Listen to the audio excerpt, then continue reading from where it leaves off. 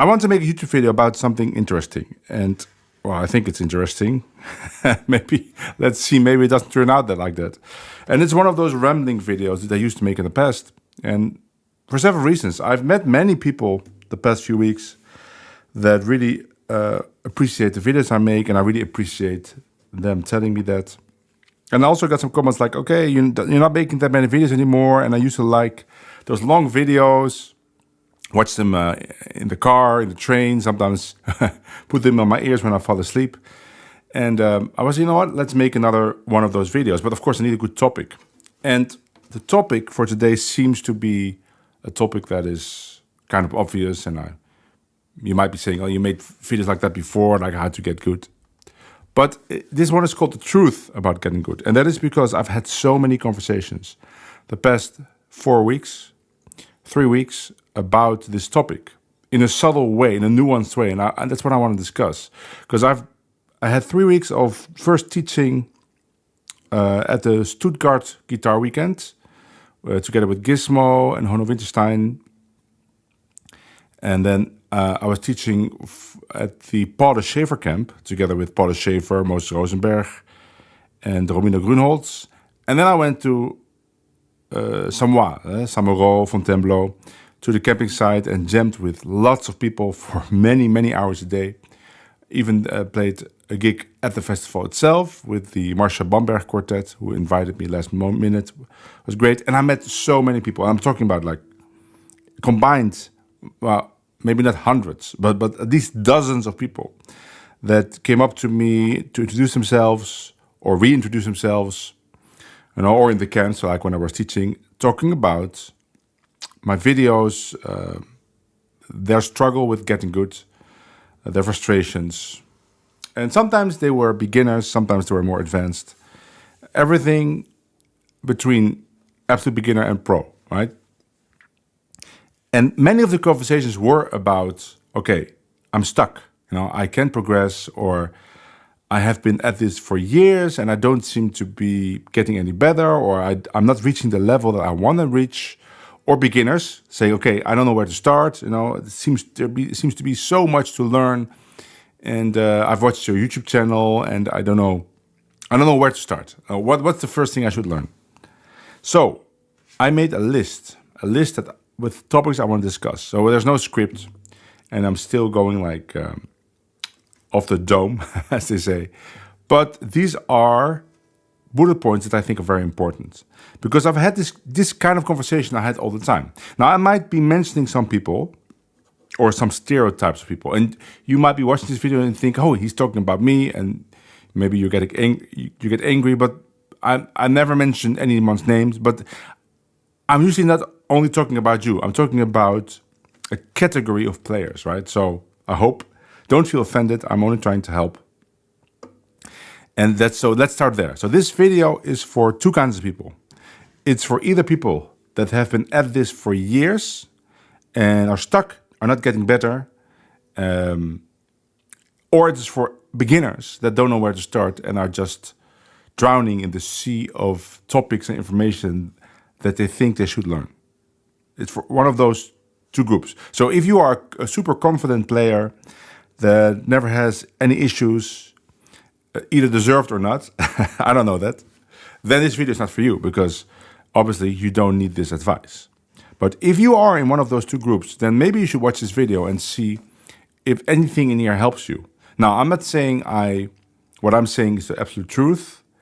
It's just my opinion. You know what they say about opinions. Everyone has one, and it doesn't have to mean anything. I thought about that as well, and I thought to myself, okay, why should anyone listen to me? And I think that there is one very good reason why it might be worthwhile to listen to me. And the reason is this. I started playing guitar in my mid-30s, right? Early 30s, which is very, very late. And I've reached a level that I can basically play with anyone at any time. You could put me on a stage with Stochler Rosenberg, and I would do fine. Of course, I'm not at that level. I wouldn't be like the best player on stage, but I wouldn't make a fool of myself. I'd be able to play any tune he wants. I could play rhythm fine. I could play solo. and it would all be fine. Sometimes it would be actually very good, right? Sometimes it would be okay, right? But would be never be very bad, or like I would be lost or I'd be ashamed. To reach that kind of level is usually only for people that start very young, right? Because imagine, like we're talking about one of the best players in the business. I could sit next to him on the stage and hold my own. That is unusual for somebody that starts after 20, but I've started after 30. That's the one part of the equation. The other part is that I am very aware of how I learned all of this. So for those two reasons, I think it's worthwhile listening to what I have to say about it. Now, you might not agree with what I'm saying, but it's the truth, right? I'm not making stuff up. This is what I think about it. This is how I did it. So I have a list here. So let's start there. It says, just learn to play first. What does that mean? This is my answer, my standard answer to when somebody comes up to me and says, I really like this kind of style, and I want to achieve a unique voice. I don't want to copy. I don't want to learn licks. I don't want to just play the songs that everyone's playing. I want to play my own repertoire. But I'm a beginner, or I'm not an advanced player. I can't really actually jam with anyone. My answer to that is, just learn to play first. All of that artistic stuff that you're thinking about, like, okay, I want to develop my own voice, I want to develop my own repertoire, that is a good plan, or that is a good goal. But that goal should lie beyond just be able to play first. And with that I mean that you could just sit down at a jam, for instance, at the Fontainebleau Festival, or just, I don't know, in your local jam, and sound okay. Sound good, right? Sound okay. Somebody says all of me, and you play rhythm and it sounds okay, and you play a solo, sounds okay. It doesn't have to be, you don't have to sound like a genius. In fact, you should not strive to sound like a genius. I'll get back to that. But you sound okay. It's people are listening to it and say, oh, that sounds good. Sounds good. Nice solo. That is your first goal. Now, as you notice, I'm never in this scenario that I'm talking about sitting down at a local jam with people you don't know, just playing a standard that everyone has played for 1,000 times, and you're doing just the normal stuff. You play rhythm and you play a solo, right? You're not making up this great arrangement. You're not playing one of your own tunes. I'm not talking about you sounding like a unique voice. I'm just talking about you sounding okay. So what do you need to sound okay? And here is maybe the most important part of this video. By the way, if there's anyone in the chat that wants to ask me something or add to it, please do so. That's why I'm streaming, to get input. Randy says, all the guys who can do that started with standards and etudes and listening and learning jazz language. Right, very good. And that is my point. So, let's talk about this concept from gaming called minmaxing. So, minmaxing is a term that comes from games where you can develop your own stats, right? Your own statistics of the characters you're playing. And usually that goes with points, right? You start out with like, okay, you can divide 20 points among certain statistics, like your strength, your speed, your agility, your problem solving, right? There could be many categories, and you start with 20 points, and then you can say, okay, I can divide everything evenly among all the categories. But there's also this concept called min-maxing, where you just put all the points, or almost all the points, in one of the skills. Why? Because the plan is then to just find stuff in the game that uses that skill the most, and you solve all those problems because it's going to be very easy for you because you put all the points there. And while you do that, you earn more points that you can put in other categories, or you min-max even more. Right? So you're trying to game the game by giving yourself a huge advantage in the beginning and a huge disadvantage in other statistics, but you don't plan to use that statistic all that much. For instance, maybe you put all your statistics in diplomacy, right? That means like you talk to people and you try to convince them to help you, but you don't put any points into strength. So the plan is then to not try to fight opponents in the game, or monsters. You don't do that because you will die immediately. Instead, you go find quests in the game that make use of diplomacy, where you can talk your way out of situations. Now, I think to be able to just play first, getting back to gypsy jazz or jazz, you need to min-max the following categories. First, repertoire. And this is a big one, and I don't think I've talked about it, but I didn't stress it enough. But this is one thing that I really noticed again in the past 3 weeks. I'm going to say the categories first, and then let's talk about each category separately. So, repertoire, 1. Technique, 2. 3. Vocabulary, and 4. Timing. Now, timing, vocabulary could also be 3 timing, 4 vocabulary, but they are related, and we'll talk about it when I get there. Let's start with repertoire. One of the biggest issues that people have that they don't know enough tunes. And there's 2 categories of people, of these people that don't know enough tunes. There's the category of people that don't know enough tunes, but they can learn very quickly on the spot. And you can also divide those people into 2 categories. And then there's the people that just don't know enough tunes, but they also are very slow at learning new tunes. Now, if you're in the second category, we'll get to that. Let's do first category, people that don't know enough repertoire, but they can learn tunes very fast. And then you can divide those into 2 categories again. It's the people that have just developed their ear in such a way that they can pick up tunes really fast. If you're a person like that, don't worry about it. It would be good if you would know more tunes, but you can pick up tunes so fast just by your innate sense of harmony, or however you develop that. I have no idea how I did that because I've never really developed that, even though people think I have. Because I'm from the other category. I'm from the category that just understands how tunes are built. And if you play a tune for me, and if it's not too crazy, then I would just understand how it's built immediately. And I would be able to pick up a tune very fast like that. So, if you are a person that doesn't know enough tunes, I think the first thing you should do is not learn more tunes. Obviously, you should do that. But before, and I've said this many times, and I made videos about it, I will link such a video, is first learn the standard formulas that every tune is built from, mostly. And there are only 4 categories. It's 2-5-1s or 5-5-1s. So in the key of C, that would be D minor 7, G7, C, right? Everything less than 1 bar. So D minor 7, G7, C. And C is maybe 2 bars. Or it could be 5-5-1. So you have G7 for 2 bars. That's more in the older style. And then C, right? Or they could be quick. The chords would be quick, everything 2 beats. Like D minor 7 for 2 beats, G7 for 2 beats, and then C. That's a quick 2-5-1. That's the first category. Now, the point is not to be aware of that it exists, because probably most people are. But the point is to learn that by heart. Not even on the guitar, but just being able to say it. So that when somebody says to you 2-5-1 F, you immediately know G minor 7, C7, F, and you can play those chords. Right? That's the first category. So learn to say them as sentences, just like the tables of multiplication. When I say to you 8 times 8, you just say 64 because you'll learn to say that. And it's very handy in the real world because sometimes you need to be able to calculate that without actually having to calculate. You just know the answer. 2-5-1s, first category. Second category is turnarounds, which is 1-5-1. So that means was in the key of C, 1 bar of C, 1 bar of G7, and back to C. That's called a turnaround. Very easy. Of course, if you already know 2-5-1s, then you also know 1-5-1s. But it would still benefit you to be able to say it like that. So, okay, turnaround in D, D, A7, D.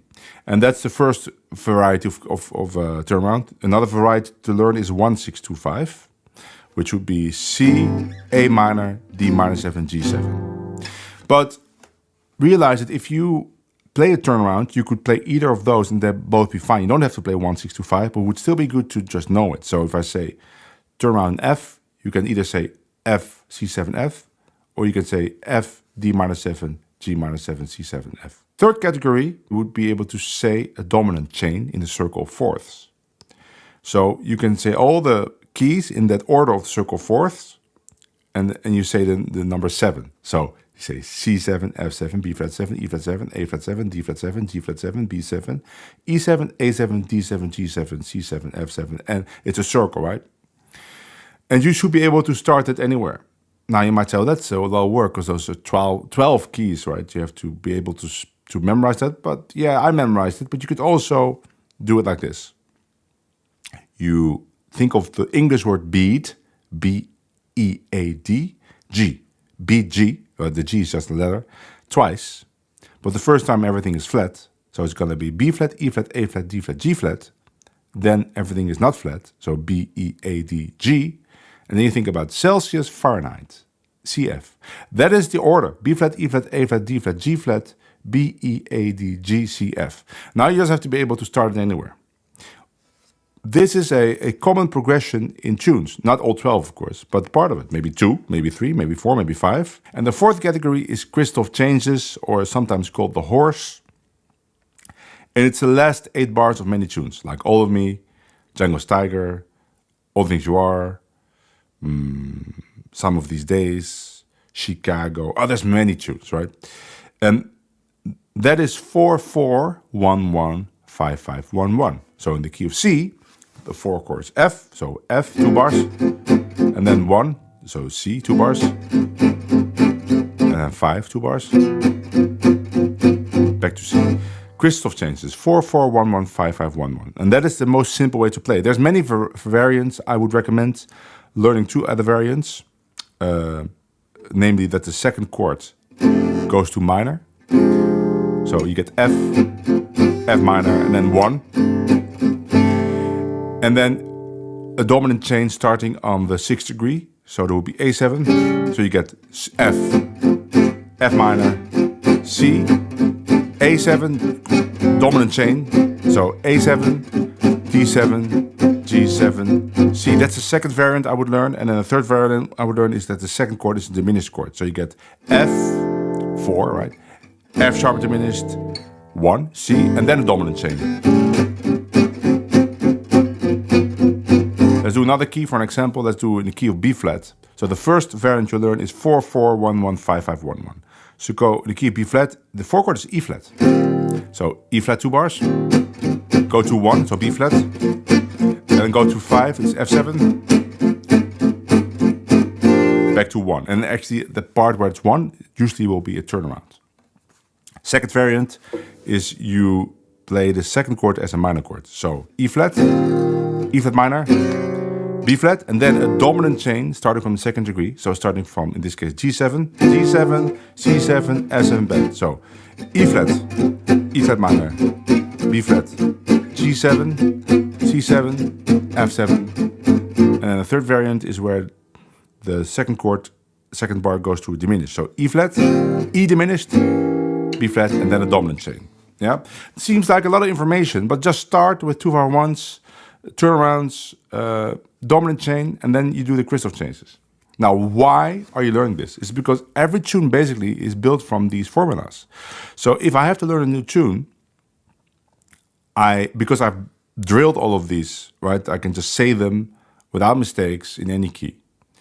And because I can do that, if you play a tune for me, I'm just looking for these formulas, and they will be there all the time. So I don't have to remember, G minor 7, C7, F. It's just 2-5-1 F. Oh, Christoph changes. Turnaround, a dominant chain, right? It seems like a lot of work to do this. Like, why not just learn a new tune? Well, because learning a new tune will now be trivial, really.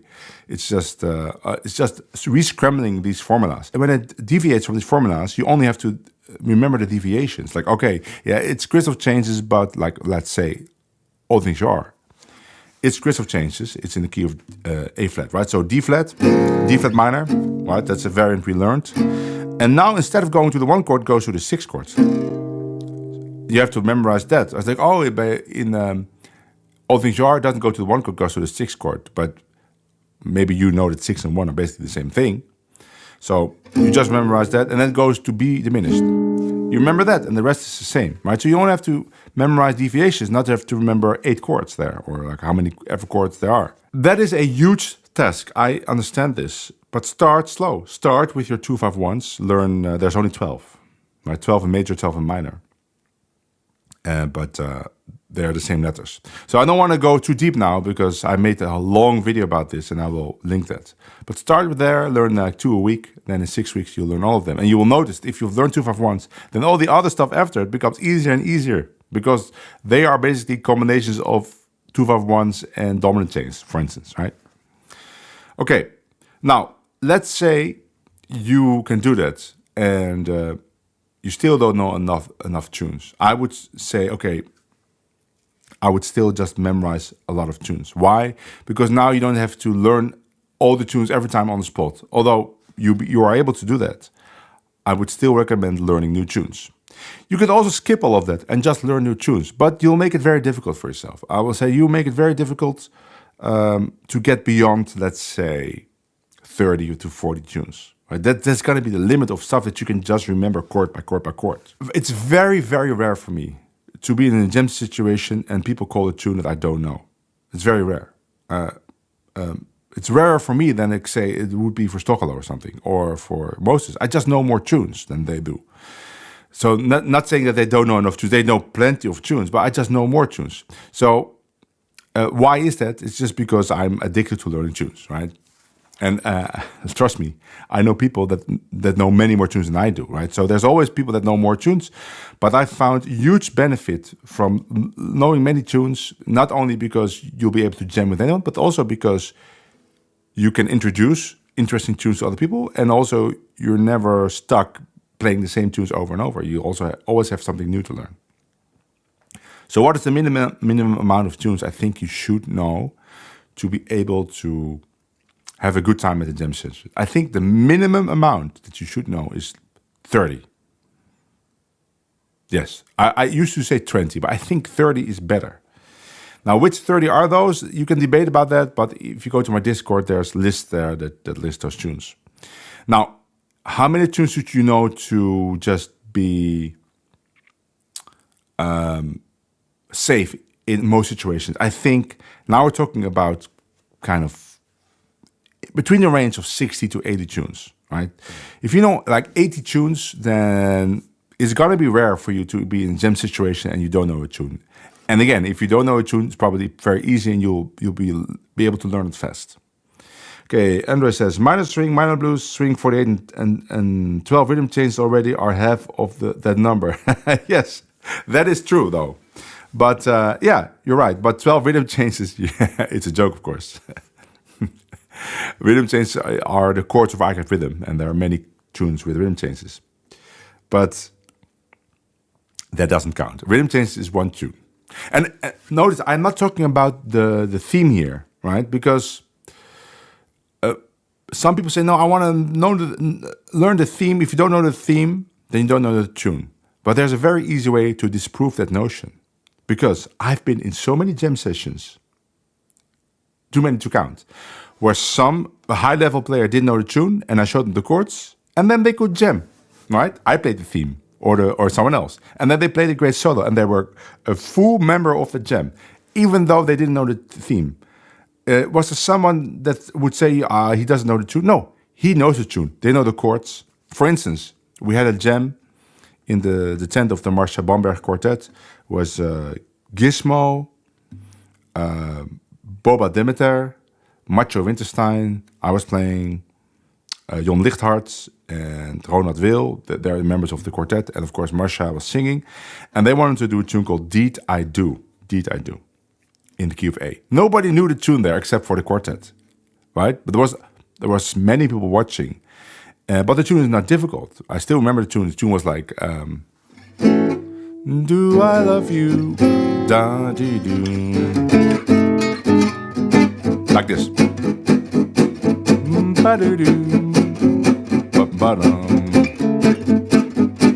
And then the bridge was.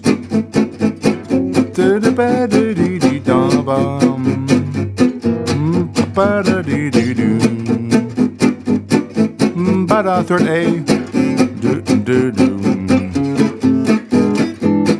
So, it was very interesting to watch how this worked around the circle, right? Gizmo got it after one chorus, immediately. I think Boba got it after, 2 or 3. Macho also got it almost immediately. I got it after 2. Because the reason I didn't get it at once, because of the bridge. The bridge is like this.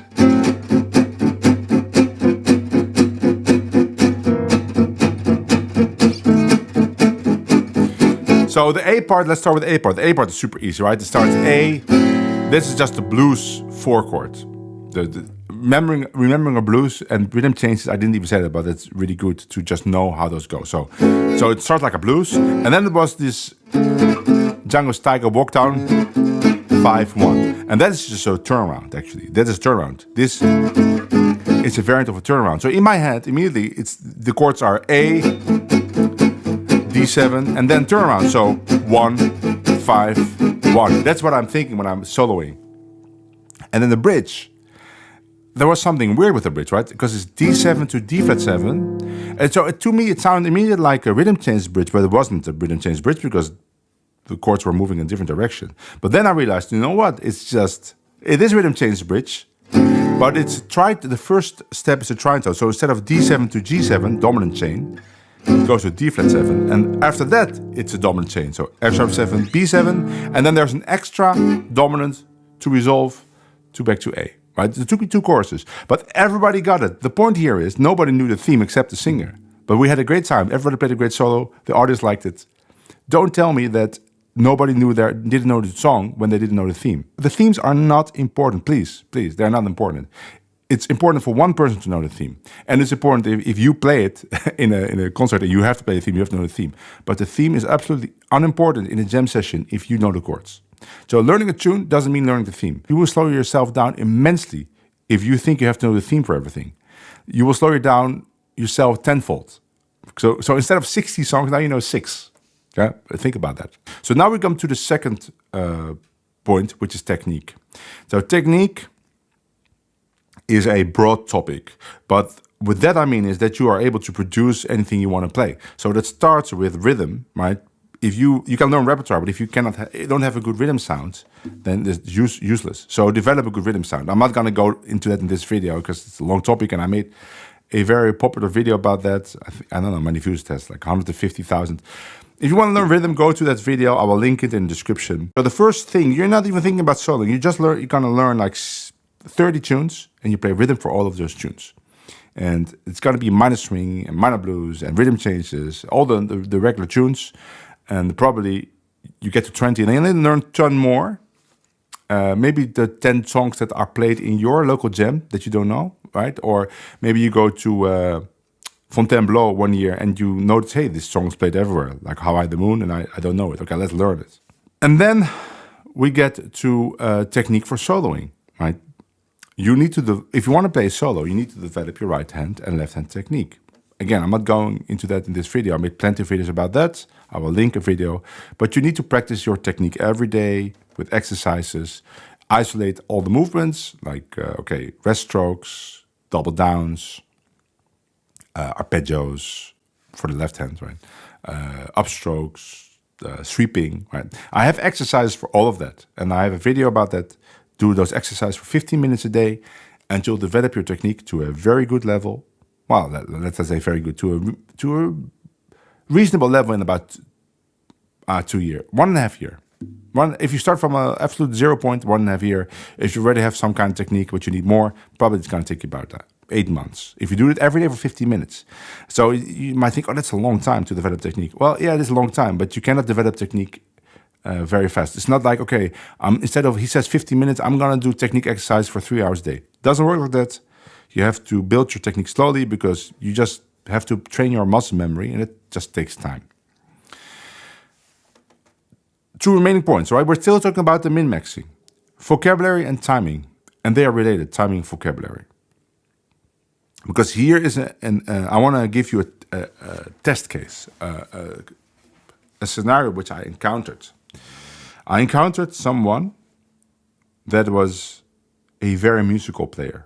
Like highly musical. How do I know that? Because we were jamming, and I started playing a tune that is very unusual to play. Let's not even say the title, because I don't want to. People think, oh yeah, I remember, I was there, and I know who he's talking about. I was playing a very unusual tune, like very unusual, like nobody ever plays that. But another guy also knew the tune, and I just mentioned it for fun, and he started playing it, and I started playing along. Now, this tune is not very easy to play. It has lots of chords, and they're unusual. This other guy had never heard it before or didn't know it, but he started playing along, and he got it so fast to the point that when it was my turn to solo, he was comping me, and I never felt like, oh, he doesn't know the tune. He knew the tune, which is amazing. There's very few people that can do that. Trust me, it's very rare that people can do it. I know people think that everybody can do that, but it's very rare. I wouldn't be able to pick it up as fast as he did. It would take me longer. I wouldn't be ready to play rhythm for him in that short amount of time. But he was for me. I was very impressed. And I also noticed that he was just very musical, like harmonically gifted, right? In the sense like he would understand chord movement in a very subtle, nuanced level. But when it was time to solo, it wasn't that great. It was okay to a certain speed. When we would go faster, it was just sounded like a beginner. And this person actually talked to me about that. Like he was kind of frustrated. Well, like all those people wanted to play tunes he didn't know, which was not a problem because he could pick it up fast. But it was really fast, and everybody was playing these blazing solos, and he was kind of stuck. The reason for that is that he just didn't have enough vocabulary. And it just shows you that even if you are a musical, I'm not say genius, but like there's something in the brain of these people that they get harmony very fast. And I'm not talking about like, okay, they can play minor string, they get the chords for that, or like take the A train. No, I'm talking about like sophisticated harmony with inversions and passing chords. A famous person like that is Cha. Of course, obviously Cha can play great solos and stuff.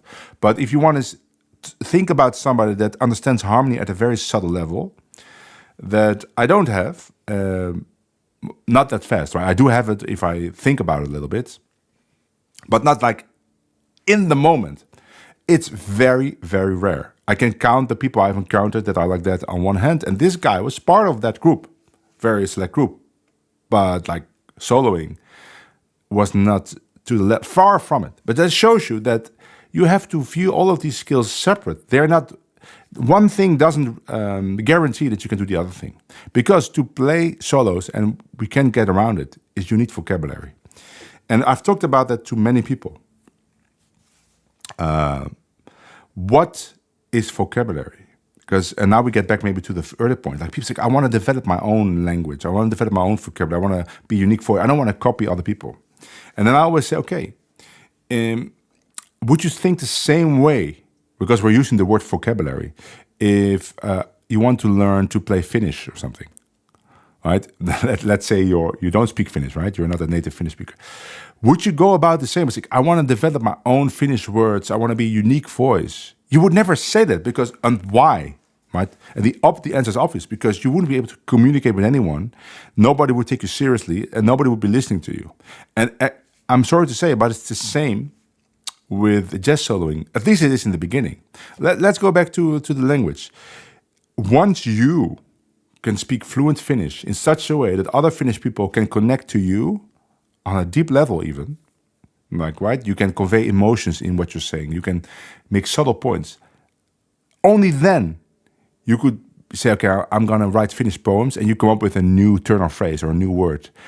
And other Finnish people would actually relate to that. They would say, oh, that's great. I'm going to use that as well. You know why? Because the context for them is completely understandable, right? They recognize you as a Finnish speaker. And now you come up with this great new word, this great new turn of phrase, and it becomes a thing.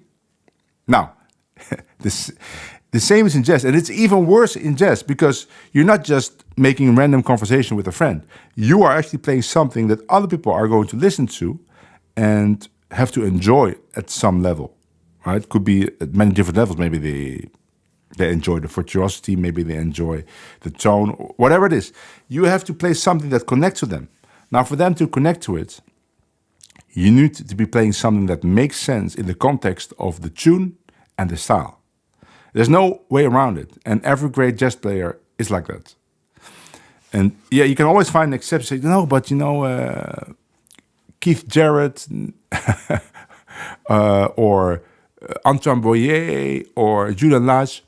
And to that I always say, don't try to emulate a genius. There's a reason why there's only very few of those people. It's because it's very difficult or almost impossible to reach that level.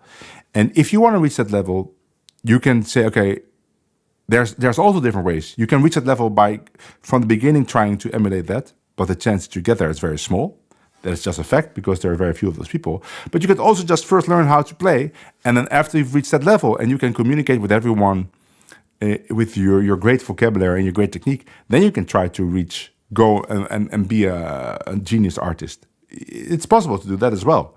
But you might also find that you actually don't need that anymore, right? You're already happy with the way you sound. I still remember someone, I was showing some phrases at the camp. And he says, yeah, but I mean, these are all like, they sound like Stochler-Rosenberg phrases. I don't want to be a copy of Stochler-Rosenberg. And to that, it was not the first person that ever said it to me, right? Because usually when somebody doesn't have any vocabulary, I start them off with some Stochler-Rosenberg shapes, just because they sound really pleasant and they were very understandable and you can apply them. And when somebody says to me, I don't want to be a copy of Stochler-Rosenberg, I usually say, okay, when I would put on an album right now, a CD recording, and it's you, and you will sound exactly like Stochler-Rosenberg, you'd probably be very happy. Not because you sound like Stochler-Rosenberg, because this gives you possibilities, right? You have great technique, you have a great vocabulary, you can play all the tunes. So don't underestimate the practice of learning vocabulary by other great players. This will give you options. So, I don't know, what was the original point? Yeah. Learning vocabulary basically means that you need to find that vocabulary. And just like with Finnish, you can't come up with your own Finnish vocabulary. You have to actually go to Finnish speakers, preferably somebody that speaks Finnish at a good level, so native speaker, and ask them, like, how do you say in Finnish, I really like gypsy jazz guitars. And they will teach you how to say it, and they will be very specific about it. They will give you a specific word order, and they will give you a specific way to pronounce the words. Right? It's not enough to just be reading like Finnish words, which would already be very difficult. They say, no, you're not pronouncing it correctly. If you say it like that, it sounds funny, or some people won't understand you. It's a very subtle level. This is already very deep learning vocabulary. So learn vocabulary from good sources. I'm one of those sources, right, with my YouTube channel and my books, but there are many such sources, the DC Music School, or you can transcribe yourself, but be careful with that. If you don't have the skills to transcribe, then don't start there, right? Start with good transcriptions by other people, study how they did it, and then go do it yourself. Okay, let's read the chat a little bit, because lots of chats here. If everyone sounded like Stochler, it would be a better world. I may be a bit biased. Oh. But you're right. If everybody sounds like Stochler, and you're never going to sound like Stochler because there's only one Stochler, but you can approach maybe his vocabulary, it would be a better world. The jams would probably be much better. But here's another thing. You will never sound exactly like Stochler. It will never happen because you will get influences from many sources. One of the sources is going to be Stochler, but there will be other sources. And the moment you pick a vocabulary from someone else, you're not going to sound like Stochler anymore. You will actually sound like you already because you pick your own sources. People who don't want to copy are just afraid of starting the transcription assimilation process. You know what? I think you make a good point. And I think I said that many times, but I actually do really believe that there are some people that are probably influenced by other people that have said, I've never done that. And like great players, right? Maybe there's a great player. I know people like that. So no, I've never done that. I started singing lines and then it's a combination of like, oh, I don't want to do all that work. And I found someone who did it and they're great. But again, that group is so small that you becoming part of that group, the chances are so low that you are not making the smart play. It's a low percentage play, right? And I'm always for the high percentage plays, min-maxing. That's what I did. It's frightening when you don't know how to do it. That's true. But, you know... Yeah, my books actually show you exactly how to do it, right? And in workshops, in the Paulus camp, there was one group that was highly advanced players. Some people from the Discord, Amund Lauritsen was there, who is just a great player. In fact, he does sound like Stochler. Not exactly, but I mean, he has great technique and great vocabulary at every speed. And when he was playing a solo, I was like, oh man, that sounds so good. He was in a group with another great player that I really wondered why he was actually coming to a camp. And Like there were 5 great players there. The only thing I did with that group, because I was not going to teach them anything, there's no point. We were just practicing together. We took a new piece of vocabulary. I found an interesting Peter Bernstein phrase that nobody knew. And we were just practicing together, all 12 keys, putting on different tunes. And I was basically doing the stuff in my book. And we all had a great time. They had a great time. I had a great time. I wasn't teaching them anything. I was just teaching the methods I use, showing the tools I use. But that's how I'm sure they already practiced before because they all already played great. Yeah, it doesn't have to be frightening. The transcriptions you don't actually have to make yourself to start off. You can use transcriptions from other people. And then once you get the hang of how to do it, you'll probably want to do it yourself, right? You find, okay, now actually I want to learn stuff by Mike Moreno, but I can't find transcription. Then you do it yourself and you know how to do it now. So, but great point, JP. Okay, let's get to timing. What is timing? Timing is where you place the notes. And the biggest mistake I see with people is not that they rush. I mean, yeah, it is a problem. The biggest problem is that they never practice timing in the right way. They tend to look at it as a holistic thing. Like, okay, I need to improve my timing. But that is just a task that is probably never going to work for you, right? It's how are you even going to do that? You're going to do just exercises and hope that will transfer to your vocabulary if you're working on that. No, look at it as this. Improve timing phrase by phrase. So you learn a new phrase. Maybe it's this phrase, right? Right, so D. You learn a phrase like this. 1, 2, 3, and. Then realize, okay, how am I going to play this? It has to swing. So what is swing? A swing is a long and a short note. So it's long, short, long, short, long, short, long, short, long, right? How long the long notes are, how short the short notes are, depends on your taste, depends on the tempo. But you have to be consistent. So the long notes should be the same length as each other and the short notes. And then you're going to just practice with the metronome. Again, I'm not going to go in detail. I made videos about that. I will link a video. And you're going to practice long, short, long, short, long, short, long, until you can play this phrase well timed in different tempos. And now you got one piece of vocabulary that you can time well. And then you're going to go to a next piece of vocabulary. And that's how you build timing. And after you've done it for like 20 pieces of vocabulary, it will be much easier with the 21st. Right? That's how you improve your timing. Piece by piece, phrase by phrase. That's how I did it. I wasn't naturally swinging. I come from classical music. I'm the least swinging musician ever. But I was like, okay, I have to work on this. And I just... Now, in the moment, there are some tricks. If you notice that you're rushing, it's probably because you're not making the long notes in the string rhythm long enough. So make them longer. Just make them longer. It's like, okay, I'm just gonna make them longer. Long, short, long. And once you get into the groove, then you'll notice that it goes okay. Now, if it's a straight piece like a bossa nova and you're rushing, 2 reasons. Probably you didn't really practice straight like me, right? Bossa nova is my weakest point because I never really practice it and I never practice my phrases straight. I should practice that. Again, it's a separate skill. But also you are probably not playing the notes equal length, right? You're just, because if you play bossa nova, you have to play straight. You don't play this. You play. And every note have to be the same length. How do you work on that? Phrase by phrase. Work on bossa nova phrases. It's not a priority though, because bossa nova is going to be like less than 10% of the tunes you're going to play in a jam session, normally. So this was min-maxing. It took me a long time, but it's very important. Repertoire, technique, vocabulary, timing. Put all your skill points into those. And if you unlock new skill points, put them in those categories again.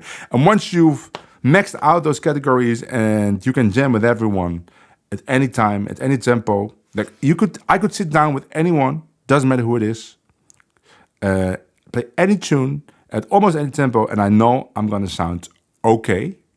That would be my lowest level, okay, to great. Am I going to be better than the other guy? I don't know. Who cares? I'm just focusing on my own here. I'm just going to be okay. That gives me the confidence to maybe try to be adventurous and be lyrical, or I don't know, try something weird, play some weird chord. But just because I have the confidence now, after practicing like this for many years, min-maxing all those categories, that I can feel the freedom. But first, I just learned how to play. And it took me a long time. People say, oh, you did it very fast. No, I didn't do it very fast. I was very frustrated the whole time because that's just the nature of the beast. But I knew this was the way to do it because I already did it with violin. And then people say, oh, but you already played violin. Yes, but my violin playing has nothing to do with guitar. The technique is completely different, and I play completely different lines on violin. I think about the music in a different way because the violin is a different instrument. And also, what people forget is there was even more pressure on me than on anyone else because people already knew I was a good violin player, and then I would pick the guitar, and they think, okay, he's Roseberg Academy, he must play great. But I didn't, right? It was even more pressure on me to perform under those circumstances. So that violin argument is completely bogus. It made only things more difficult. Okay, next point. Oh yeah, I kind of already said it. I said treat everything as separate skills, but we can go beyond that. You have to treat everything as separate skills, even though there might be overlap. So, for instance, like beyond repertoire, technique, vocabulary, timing, playing fast. It's not something that is gonna go automatic. Like when you can play medium well, you can play fast well. No, you need to work on playing fast. This is not a priority, by the way, right? But it is important because we need to be able to do it. You need to find vocabulary that you can play fast, because not every vocabulary you can play fast. Like something like this, right, with 5 downstrokes or something like that. You're probably not going to play that at tempo 320. Yeah, Stockholm might, but I'm not going to do it. Somebody asked me, that's very funny. He said, I have a problem with playing fast. How do I play faster? And I told him, find vocabulary that you can play fast. You don't need a lot. I said there's basically 2-5-1s, right? Here you go again. Turnarounds, dominant chains, and crystal changes. Find 2 things per category that you can play fast, or 3. So is that enough? Like that's like 12 phrases. So yeah, that will be enough, because the other, if you want to do something else, you play chords. You hold the rest, you try something that fails, but you always have those 12 things to fall back on. I said, well, that sounds easy, but that's the thing, it's not easy. It's difficult to find those 12 things that you connect to, that you can play, and those fast tempos that connect to each other. You have to try out lots of things before you find those 12 things. Trust me, it's not easy. But you got to work on it. You got to treat everything as a separate skill. Rhythm is a separate skill. Swing rhythm is a different skill from bossa nova rhythm. It's a different skill from 6/8. 6/8 soloing, like double jeu or Made in France, is different from swing. Ballads is a completely different skill. I haven't worked enough on that, for instance. It's not a priority, by the way. Chord soloing, different skill. Vorbach chord soloing, different skill from bebop chord soloing. Intro is not the same skill as soloing. Outro is not the same skill. Trading is not the same skill. You got to practice all those things separately. But again, you're min-maxing the 4 things first.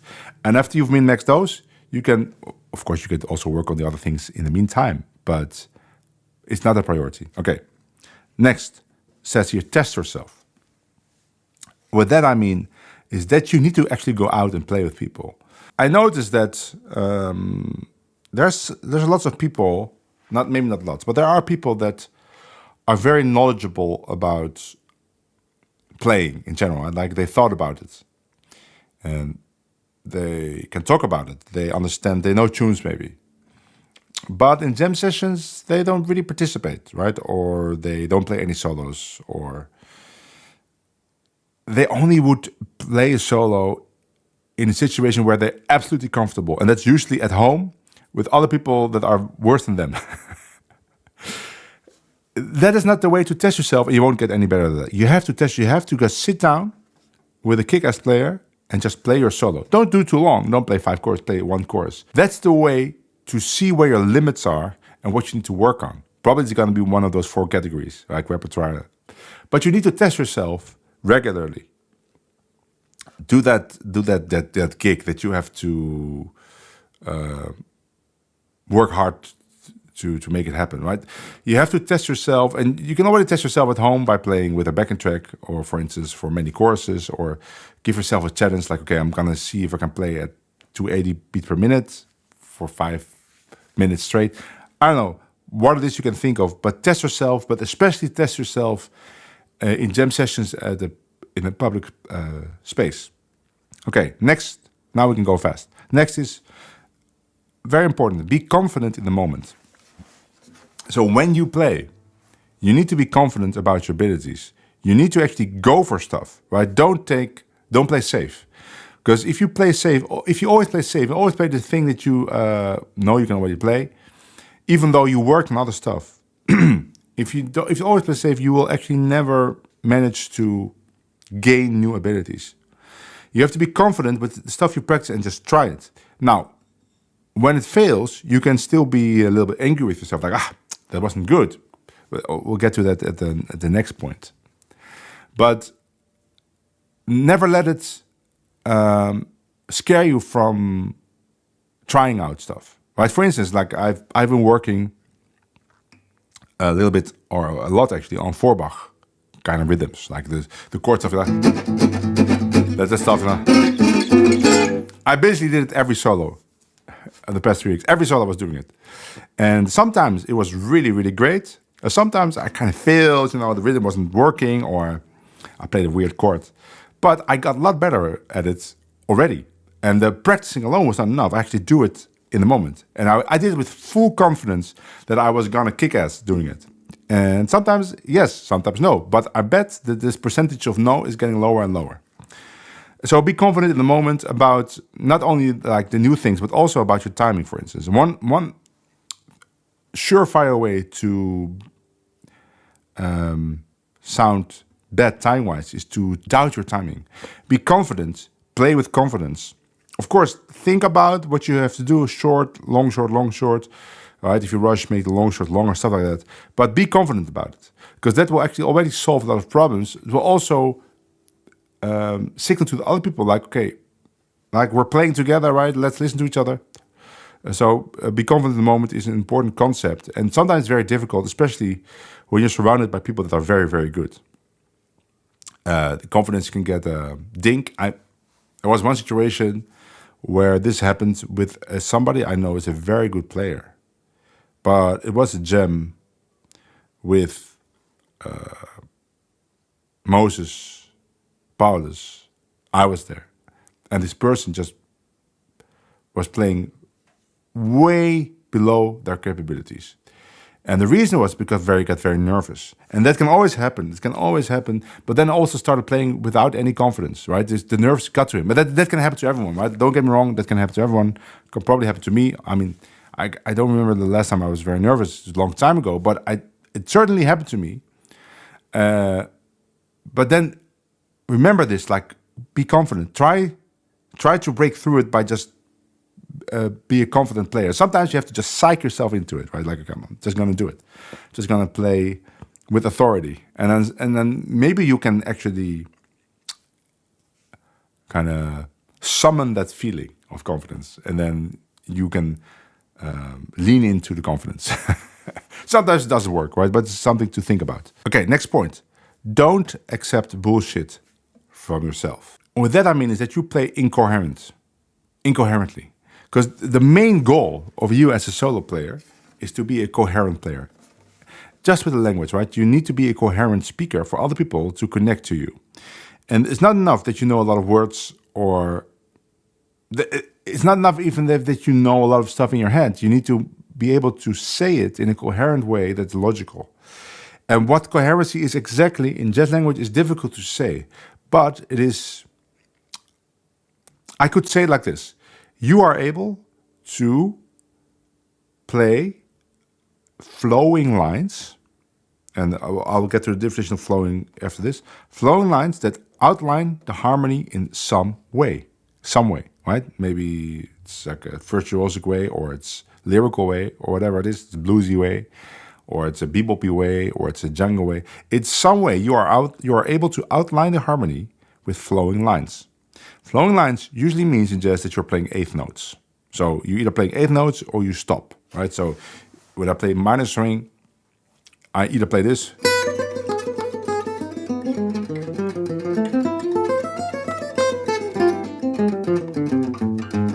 stop, D minor, top, E7. In the basis, that is what flowing is, that you are being able to play eighth note lines. Now, of course, you can play triplets, you can be quarter notes, it can be chords, whatever. But like the basis is eighth notes. Now, if you are not able to do it, a lot of the time what will end up happening is that you play a lot of bullshit. Maybe I should demonstrate the difference between... But because the point here is that you cannot accept it from yourself. Of course, maybe you're not able to do it in the moment.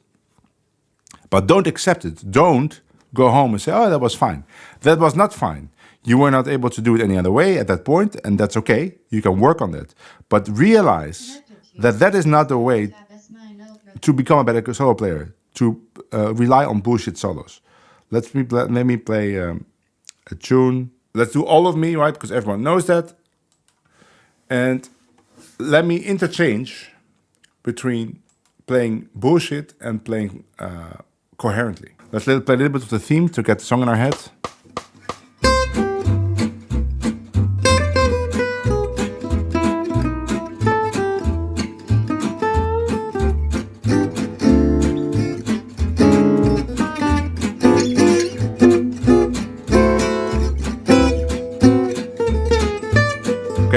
Okay, coherence.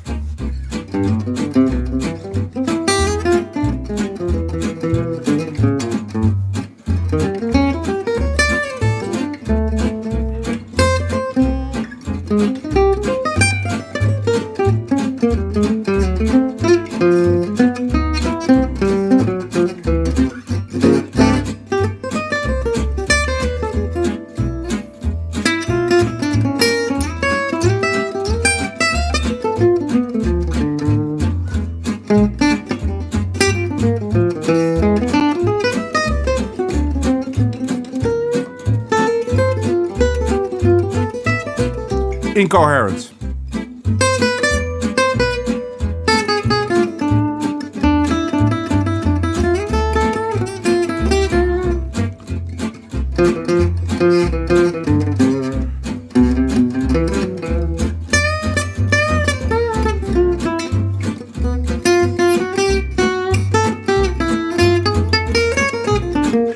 Yeah, it's actually very difficult for me to do it, but this happens a lot where people are just playing, or they're kind of playing like pentatonic stuff, but makes no sense, like this, you know?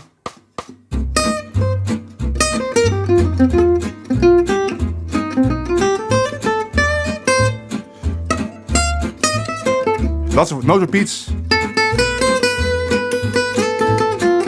Right? And there's no real connection to the song anymore. There's no real connection to the timing. And again, you will solve this by having good vocabulary that you actually practice with good timing. But don't accept you being a player like this. I'm talking about people that actually want to become good, right? I'm not talking about, like, if you don't care about any of this, then who cares? But if you want to become good and you want to be at Samoa or any festival and be somebody that people love to play with and people love to listen to, you cannot accept it from yourself. You need to realize that this is not the way forward. So in a more subtle way, you can view it like this. Sometimes you are a very coherent player, but now all of a sudden you discover this tune that you cannot be coherent on. And it's a tune that you like, for instance, or people want to play. Then don't accept it. Don't accept it to the level that you say, okay, I'm coherent, but in this tune, I just play bullshit. No, then work on that tune until you're a coherent player there. Okay, good. Next point. We have two more points. This is a deep one. It says here, don't get lost in thoughts about how to achieve. And this is the kind of person that I kind of mentioned the person like this before. It's like they are knowledgeable, right? They've thought deep about music. They understand how jazz works. But they get lost in these thoughts, right? And getting lost in these thoughts prevents them from doing the work. And even to a more subtle level, it prevents them from doing useful work. Because sometimes these people actually do work a lot, right? Because they spend lots of time, perfecting the little rhythm fill that they want to do, and spend lots of time perfecting how to play this theme with the best way possible, and they want to play it exactly with the same timing that Chet Baker did in 1954 on this recording, but they thought about other things, and you all know these kind of people, because whenever you talk about music or in any way, right? Like it could be about like an artist, or it could be about practicing, it could be about a concert you saw. They always have something to add to that from their own very special viewpoint. And sometimes the viewpoint is interesting, but sometimes they talk and think, well, that doesn't really matter. What you're saying now, that doesn't really apply to the practice of becoming a good jazz musician. This is just very specific, detailed stuff, or in fact just like completely irrelevant to what it takes to be an in the moment good player that people want to play with. And the problem is that if you are someone like that, it's very difficult to get rid of that, because this is the way you experience music. This is the way that you actually enjoy thinking about it. But usually these people also are very aware of the fact that they really can't play.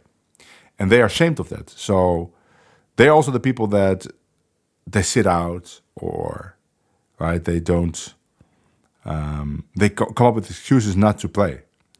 And so they realize that they're in their own way, but it's very difficult to get out of it. But I've thought about it. It's like, how to get out of it is to go back to the early points on this list and focus on the min-maxing. Forget all of this stuff that you're worried about.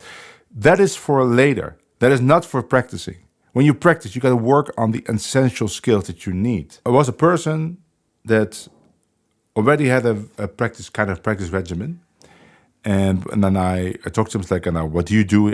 They asked me, like, well, I practice like this. I was like, oh, that's very interesting. Yeah, this sounds actually reasonable. I should do that. But then later, when I met him later, I said, I thought about it, but I'm already so far advanced in my own practice methodology that I cannot do that. But I think it's still good to set. But here's the thing: this person is not good enough for the amount of hours that they put in. So they're doing something wrong. Right? They're doing something wrong. I know what it is they're doing wrong. I told them what they're doing wrong. Now, in my opinion, of course. But again, right? I started with guitar in my early 30s. So there has to be something to what I'm saying here. Or at least that's what I think. If you don't agree, that's okay. But I think everybody has maybe a side of this, like where they think deeply about things. They think, yeah, maybe I should do that. But in the end, it doesn't really produce any useful results. So if you're a person like that, if you can detect it in yourself, forget all of it. Forget all of that, like compartmentalize that part of your personality and put it aside and just do the work that is really useful.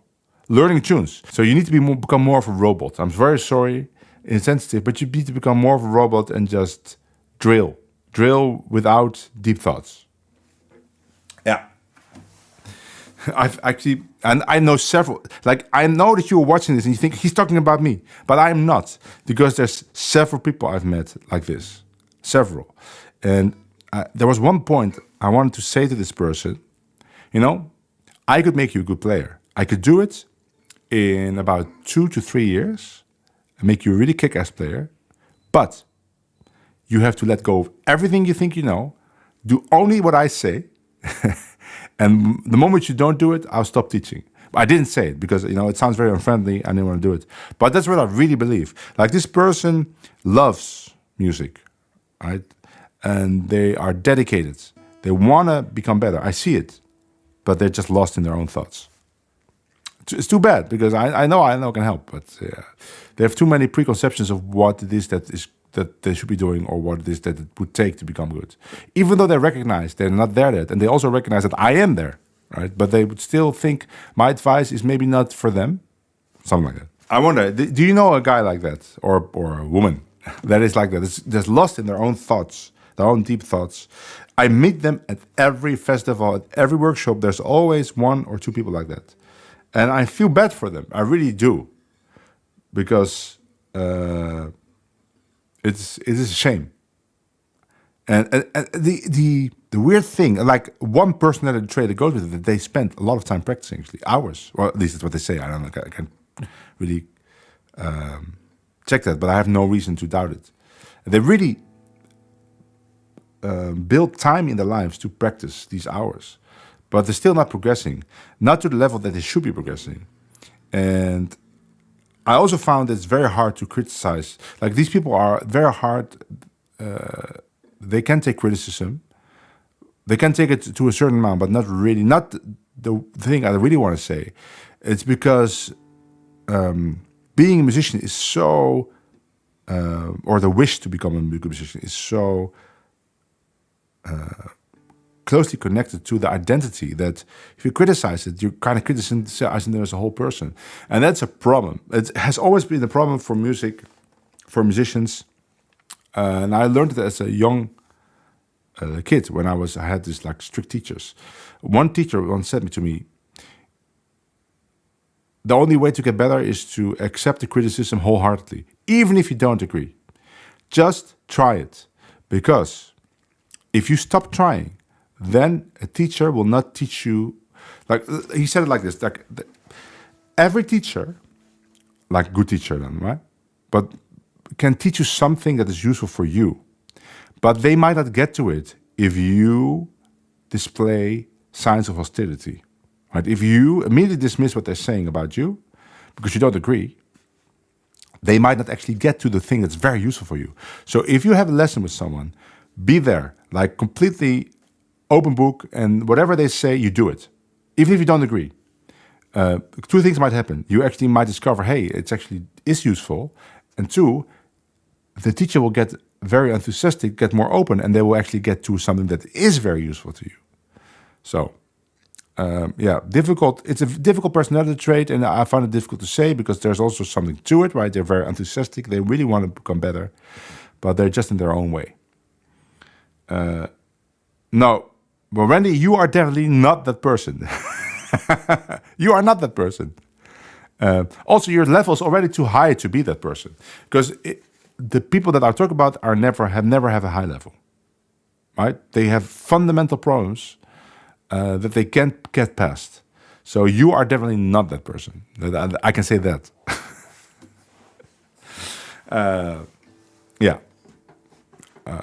I have never been that person. You know why? Because I had so many strict teachers, and I learned this lesson from a young age, like to accept completely what a teacher said, especially if it's a teacher that has a great teaching credentials, or is a great player. Preferably both. You know, somebody that can really demonstrate everything they're saying, but then also has good teaching methodology. I've learned that from a young age. I was taught that from a young age. Like, you want to get better, you just better accept all the criticism. And so I've never been that person. So that's why it's even harder for me to see a person like that, because I know that they're never going to improve, not to the level that they should be improving, considering the amount of time they're putting in. Okay. And I know you are watching this video, you think I'm talking about you specifically. I am not. This is a group of people, very specific people, that I really feel bad for, because they deserve more. Okay. Last thing, which is maybe a kind of a summary of everything. He says here, be methodical and consistent. And what that means is that you need to divide the work that you need to be doing over a long period of time. And a good example I can give is, like, I used to be an arranger full-time, right? So I was a musician, but I used to make my living by being an arranger. And I arranged for lots of ensembles, many orchestras here in the Netherlands, like the Repertoire Orchestra, which is a famous orchestra, string quartets, big bands, for movies. If you go to IMDb, you can see I'm listed there, for instance. I didn't do a lot of it, but I did some of it. I used to be an orchestrator for other movie composers, right? So they would send me like a piano recording or just some synthesizer, and they say, I want this for a string orchestra or for a symphony orchestra. And I had to write that with deadlines. I hated... No, hate is not a good word, but I didn't really enjoy that work, right? I was good at it. I had the proper education for it. And I was known for being fast at it, but I didn't like it. So what I do is this. I would say, okay, I need to write a 3-minute piece. How many days do I have for that? Oh, so I have, let's make example very specific. I say, okay, I have 3 weeks to write 50 minutes of music. That's not a lot, but let's say 50 minutes music divided by 3 weeks is 21 days. I would say, okay, 50 minutes music is like, that is how many seconds? 900 seconds, I have 21 days. Okay, I have to write 42 seconds music a day. And I would just write 42 seconds that day. I would divide it like that. And some days maybe I would feel inspired and maybe do double around the work, but usually no. Usually I would divide it and I would do exactly the amount of work. And what do you know? I would make the deadline and it would be good. You have to approach getting good at jazz in the same way. Now, you cannot be as precise, right? But you could say like this, okay, next year at this festival, I need to be able to play 30 tunes. Okay, so I need to learn, I have 52 weeks. So I need to learn 1 tune every 2 weeks, for instance, right? And then, okay, I want to achieve all of these things. Divide the work by the amount of days that you give yourself with some imaginary deadline or a real deadline.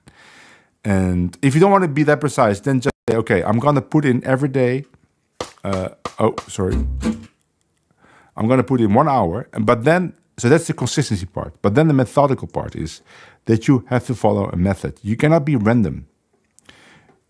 You can be random in one way. You could be random in the sense that I think you shouldn't practice anything any longer than it starts boring you. So if you work on All of Me and you get really bored after 3 days, then don't work another day on All of Me. Work on another tune, right?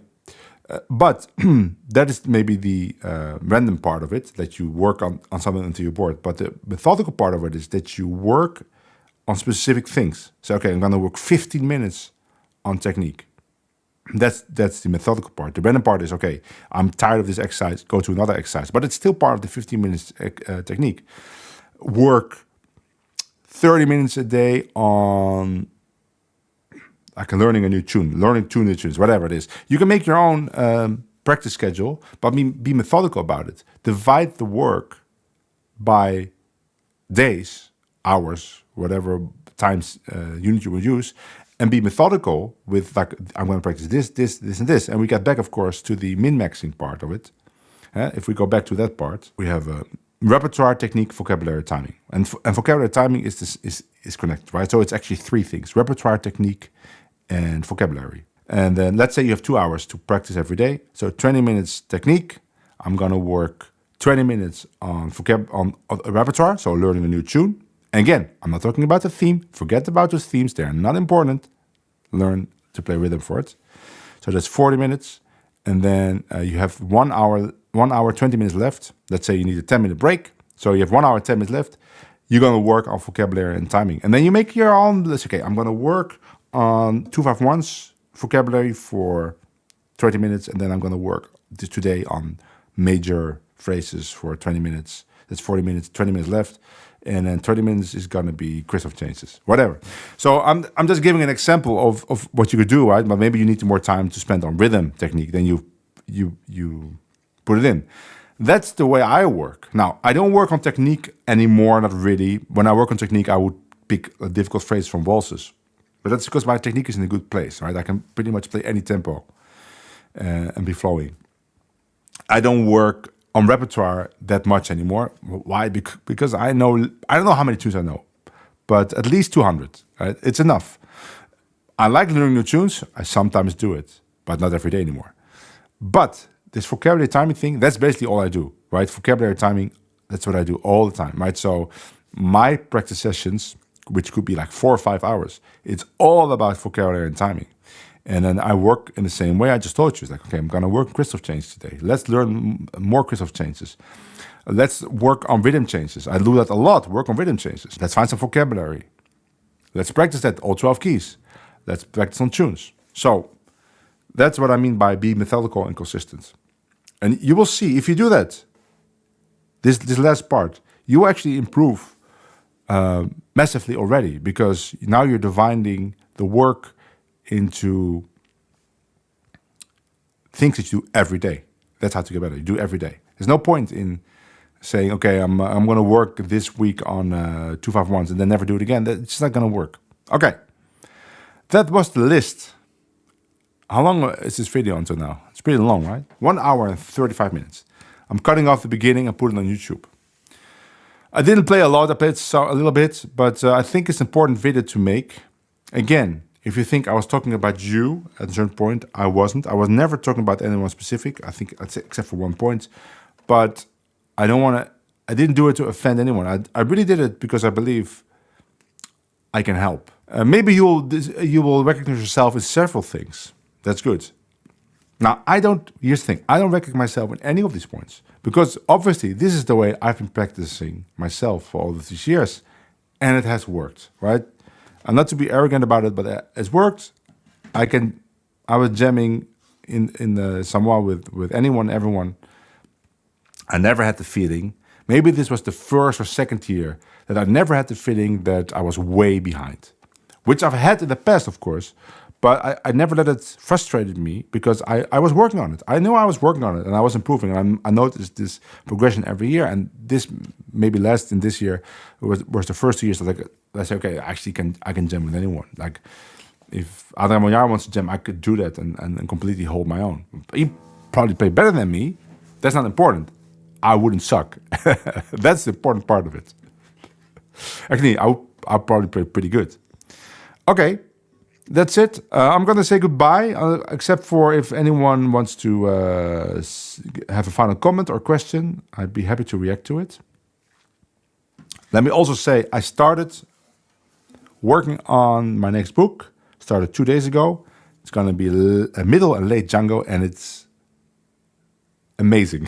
I mean, Django is amazing, and I've already have so much good stuff to describe from a Django. It's like, I don't know, I'm going to put this in one book. And I'm not even to the Rome sessions. Right? I'm right before the Rome sessions. I'm like 40, I don't know, 45 or 46 something. And then the Rome sessions, and then after Rome even, like, I'm going to do it, I'm transcribe it all and codify it all. So it is going to be maybe the best book. Depends, of course, what your style is. But like the 30s Django book was, of course, interesting, but it's a very specific way of playing, which is great. But I feel like Django has the most expression maybe in these later years, most variety. So I already have so many great phrases that I want to practice myself. And I'm now only at the part of collecting it, right? I didn't even start categorizing, because first I'm describing every solo, basically.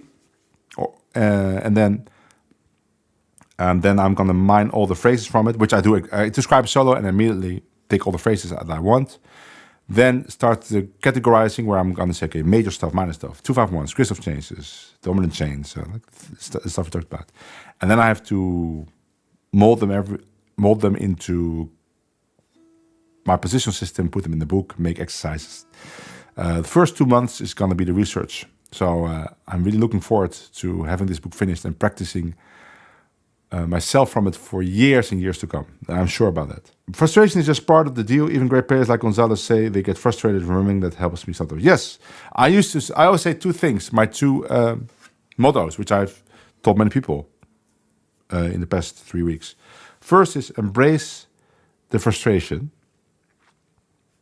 And what that I mean is, like, every time you're frustrated, when you follow my advice, right? If you just do random stuff, that is not the same. But every time you feel frustrated, you practicing the way I advocate here, embrace it, because you are working on something on a essential skill that you don't have yet. But if you sound great the whole time, what are you working on actually? You're just playing. You're just jamming, which is great, but it's not practicing. And then the other one is don't care. Maybe care is not the right word. Don't focus on the result. Focus on the work. The results will come, but not immediately. If you focus on the result, you will get so frustrated that you will actually probably stop. Focus on the work. Did you work well? Did you work in the correct way? Did you work on essential skills? Then all is good. It's all good. You're going to get better. How do you keep pumping out books? Well, David, it's point number Last point. Be methodical and consistent. I've got writing a book down to a science now. If I watch the videos from book 2, I was watching the first video I made for book 2 and I was kind of laughing because I was discovering the process then. And I'm talking about it in a very naive way. I think the book is still good, right? But I think I have these ideas, right? But it's naive in the sense that I was inventing it then. But now I've got it down to a science. I've divided the work into what I have to do every day, right? So I did the work today already, and I'll do it again tomorrow and the day after. And in a month's time, I have everything transcribed that way. And then the great categorization process begins. That's going to take me another month. And then the book will be finished, the writing of it, more or less. And then the video making process starts. It's going to take me about 2 months, and then the book will be finished. I just know it's going to be like that. And then I'll take 3 months off and start a new book. It's very easy.